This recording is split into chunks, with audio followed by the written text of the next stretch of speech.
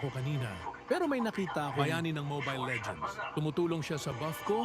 Pero di ba, syempre Hanzo, kinakain ko lang yung buff. After ko mag-buff dito ng blue, sinabi ko agad sa Johnson na wag nyo na akong tulungan kasi hindi kailangan. Hanzo, ito kasi yung mangyayari. Guys, kapag tumutulong kayo agad sa buff ng jungler nyo, nalulugi yung mid lane nyo, guys. Tignan nyo tong Nana, guys. Wala pang 1 minute. Oh, wala na siyang passive. Nag-chat na ako dito.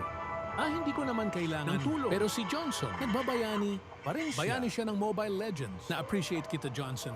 Pero kakainin ko lang yan, di ko kailangan ng bawas mo. Kaya lagi kong pinapaalala sa inyo, guys, huwag na kayong tumulong sa map ng jungler nyo. Huwag din kayo laging pupunta sa goal. Lane niyo, tulungan nyo yung pag-lane nyo. Guys, para makarotate at makontrol nyo yung mapa, mas okay yun sa mid lang kayo pag-tank. Mid at gold lang kasi tignan nyo yung Nana, guys. Oh, takot na takot. Nag-check bush na siya ng skill niya. Tsaka tignan nyo yung kalaban, guys. So, yung pospor ng kalaban o yung mid lane ng kalaban nakaka-rotate. Ibig sabihin, sakop nila yung mapa. Sila yung lalamang sa early game. Kaya wag natin kalimutan, laging tulungan yung mga mage natin para makarotate agad.